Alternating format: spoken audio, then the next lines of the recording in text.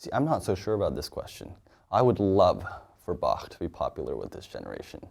I think it's not. It's a standard. It's the gold standard for every musician. But it's hard to tell how passionate people would be or are right now about Bach.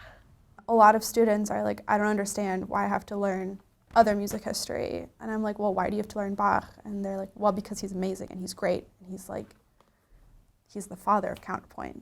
And I'm like, but why do we say that? Is he the father of counterpoint, and who decided that? And so I'm always trying to like push the undergrads to be a little bit more critical of like why they believe certain things about classical music. I think there's a reason why classical music is still a thing right now, and it will forever be a thing, because they dove so deeply into the human emotions and expressing that in music in such a genuine and real way that it's going to be there forever. And I wish people would notice it a little more.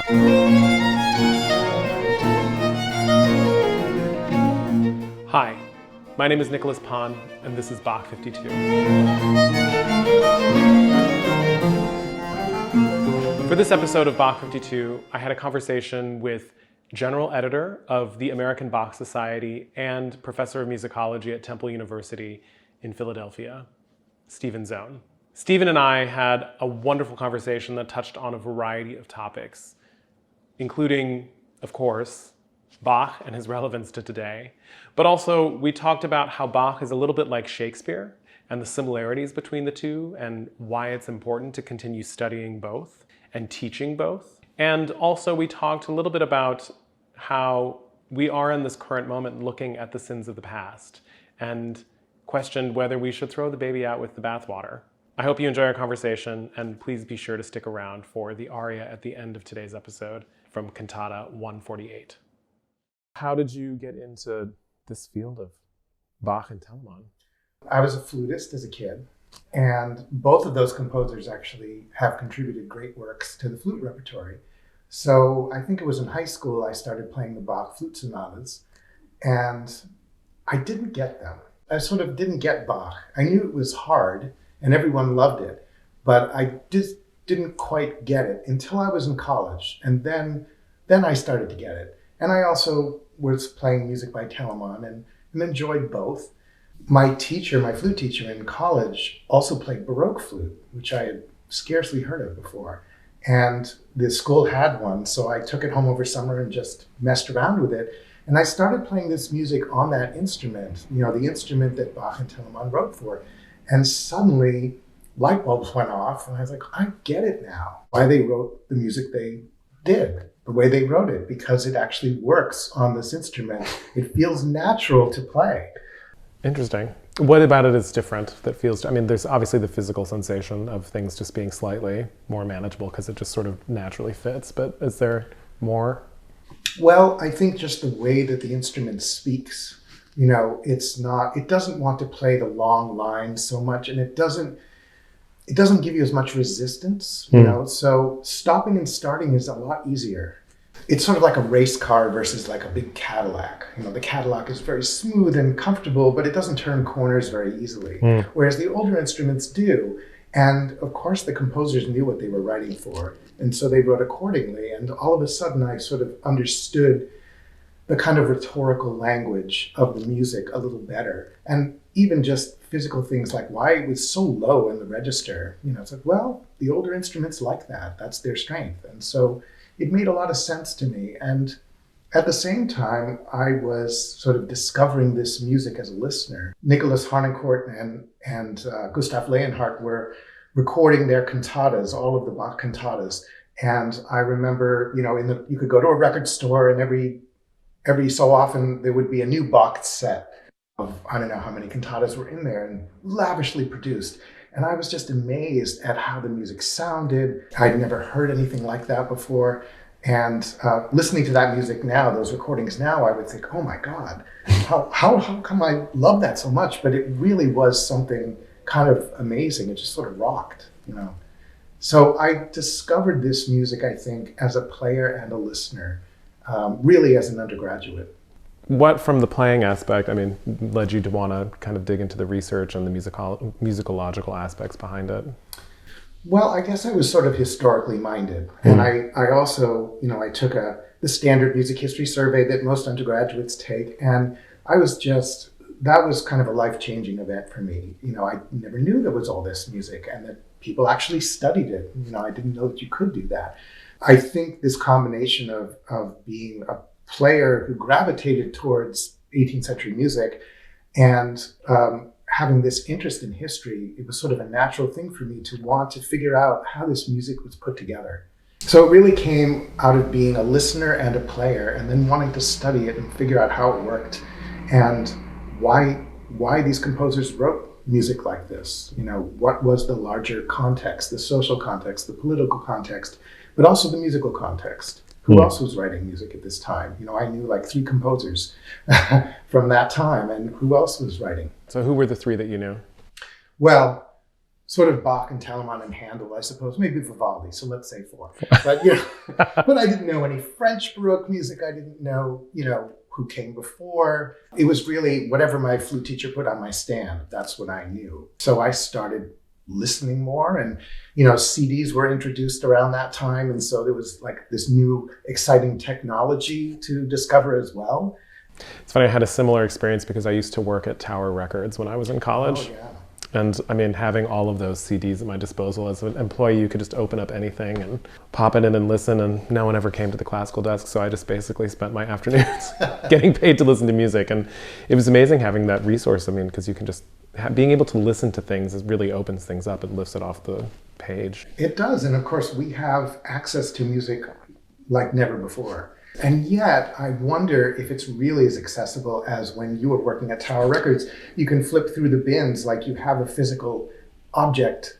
There's something powerful about that, like going to a library and, you can see the online catalog, but you don't have access to the books. There's no substitute to actually, I think you discover things that way that you can't when you have to put in some search term. Right. If you don't know what to put in, you're not going to find. Right. The algorithm is sort of like limiting you in terms of your journey, whereas like you actually are on a true adventure in a real library. Let's go with the base question here, that I'm kind of posing of everybody that has no answer. But do you think that the music of Bach is for everybody? And where does that question take you? Well, I don't think there's any music that's for everybody.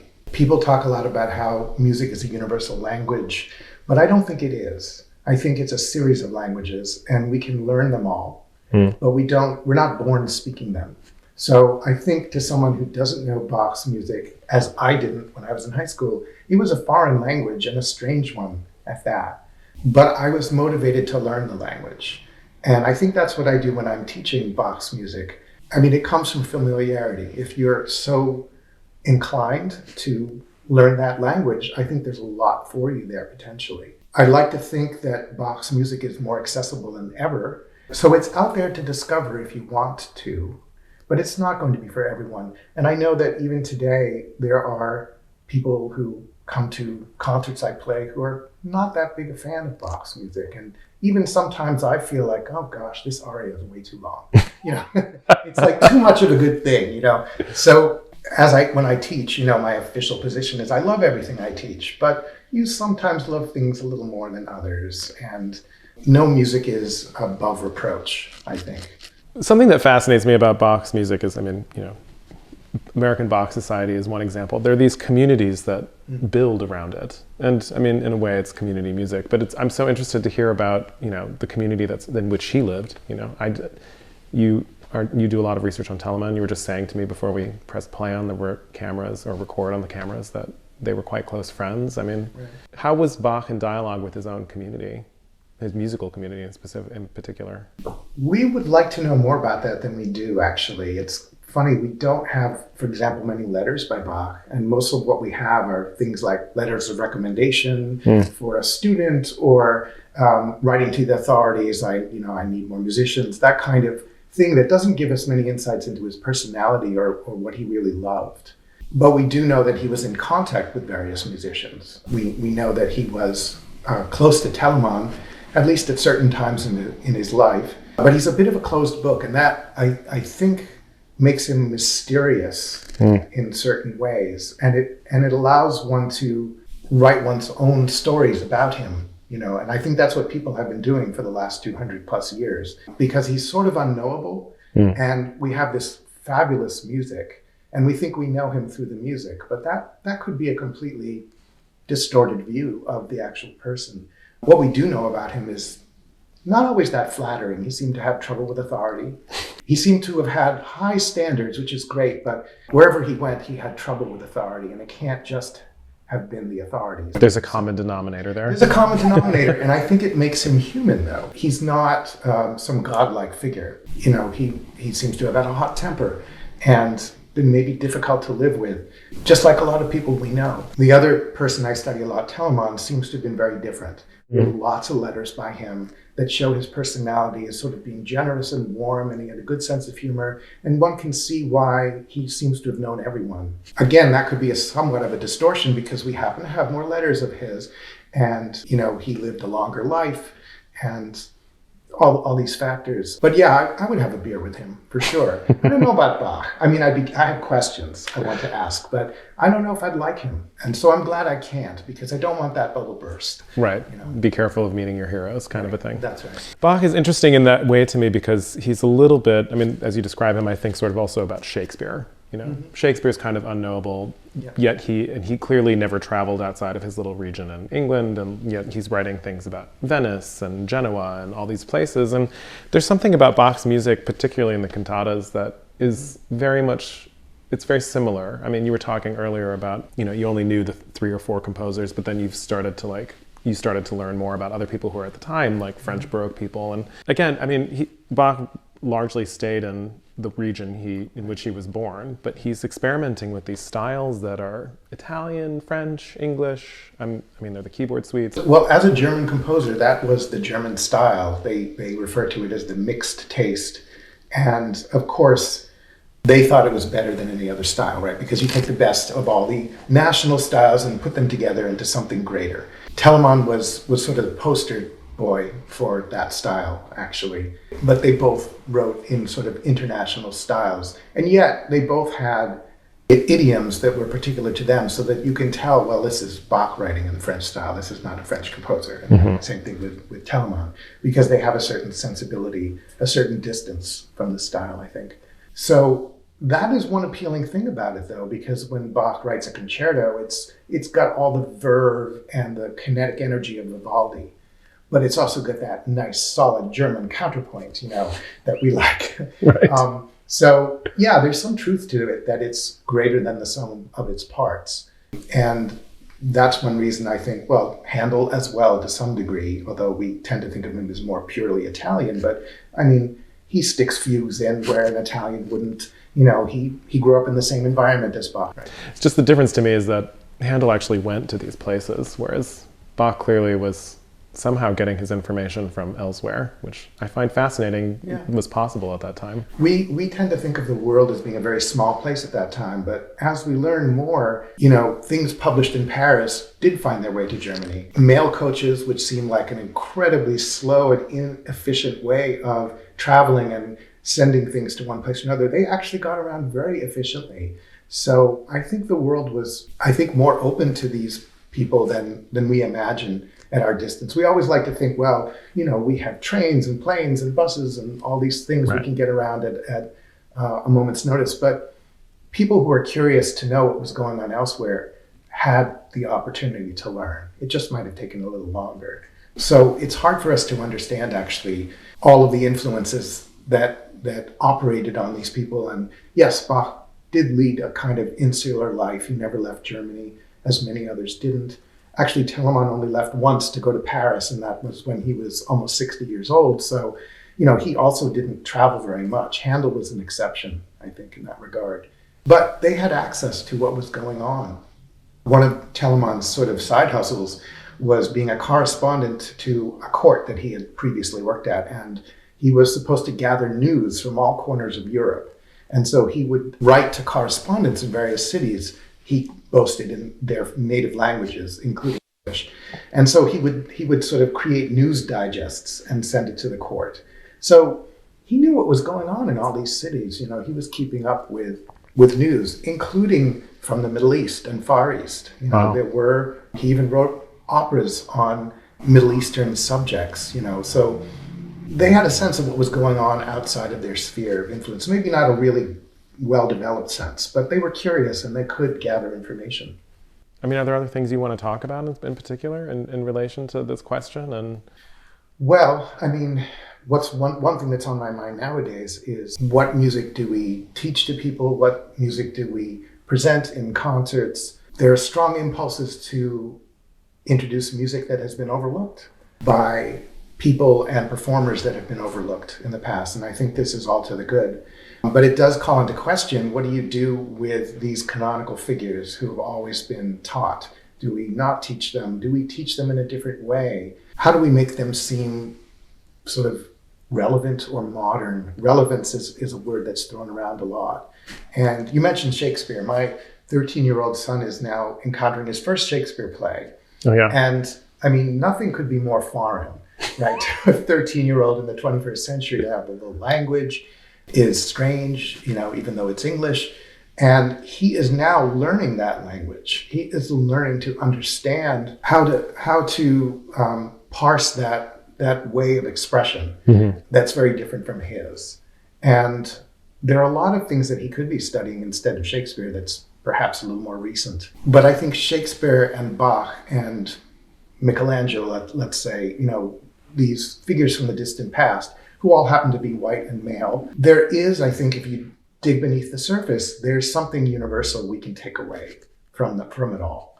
I give the example, well, I'm teaching Bach, as I often do, and here I am, I'm a Jewish person living 300 years later. If I had lived in Bach's Leipzig, I wouldn't have lived in Bach's Leipzig because Jews were not allowed to live in that city. Right. They could live in Hamburg, where Telemann was, but then one of the pastors, Erdmann Neumeister, whose librettos Bach and Telemann set, was virulently anti-Semitic and even incited riots, anti-Semitic riots. And so how would I have fared at that time? You know, I have every reason to just sort of shun this music as not being of my time and not being of, you know, something I can't relate to. That I don't know how Bach or Telemann would have regarded me.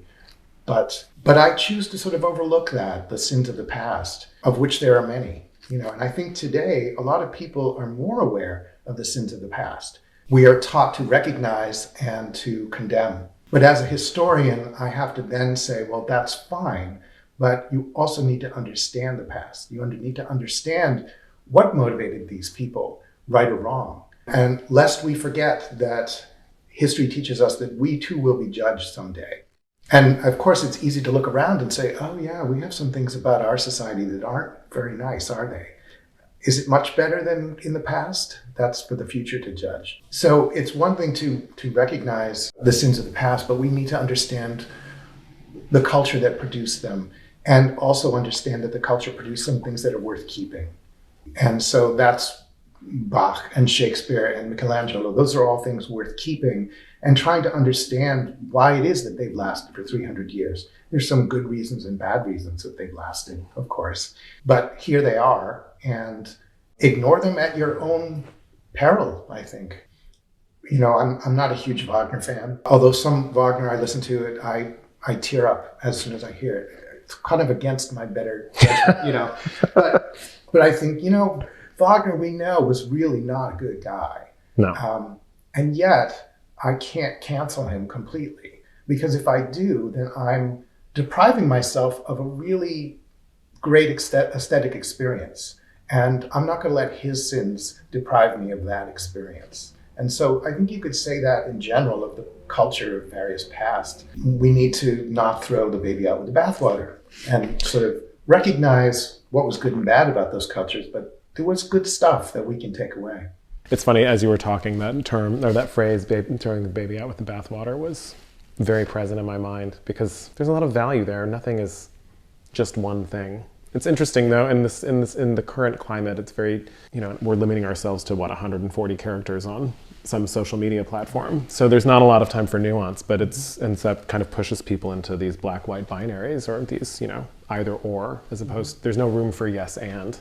part of the reason I keep asking this question, like, do you think it's for everybody, and getting to this question of relevance, you know, it's these things that you're talking about. I have these same feelings about it, where there's a lot of value there, and actually being forced to sit with it teaches me things, and it teaches all of us things, and some of it's good, some of it's bad, and I think that that's okay.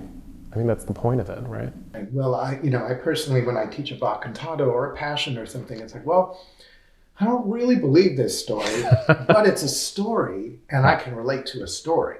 And when Bach, I mean, like all composers of the time, deals with sort of universal affects, emotions. And so I can recognize a sad piece, and I can recognize if it's a good sad piece, you know, does he get it right? Does he capture the emotions in the story? So I can get caught up in that story. And I mean, if you ask most people, are you a spiritual person? They're probably going to say, yes, I'm not religious, but I'm spiritual. And I find Bach's music spiritual. I can relate to it on a human spiritual level, even if his religion is different than mine, if he believes certain things that I don't. But there's an awful lot of overlap there. There are sort of universal truths, just as there are in a Shakespeare play, for example, or an image from 1,000 years ago that strikes a chord.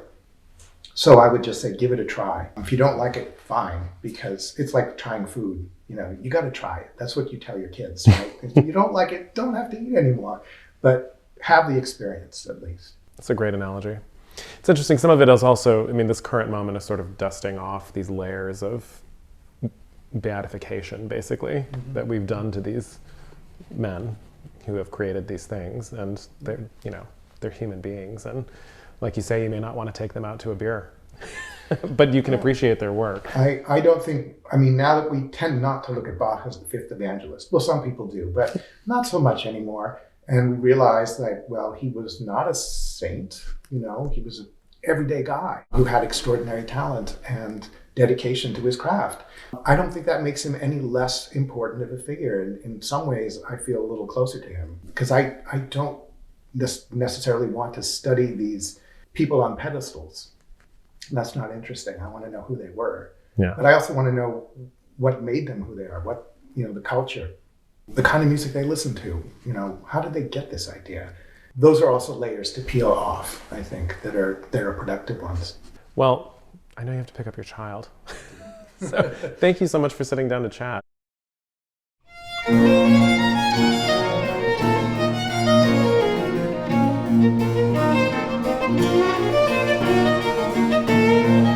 The aria for this episode is taken from Cantata 148, Bringet dem Herrn Ehre seines Namens, or Bring to the Lord the glory due to his name. The cantata text is all about praising the Lord's name, and the aria is scored for tenor and solo violin, and it's the second movement of the cantata. The text is, I hasten to hear the teachings of life and joyfully seek the holy house. How beautifully the happy sounds call the blessed to the praise of the highest. You'll hear a lot of fast notes in this aria, and it's like the violin and the voice are chasing each other the entire time. You can hear them hurrying, you can hear them being joyful, you can hear them hastening to learn these lessons. Hope you enjoy.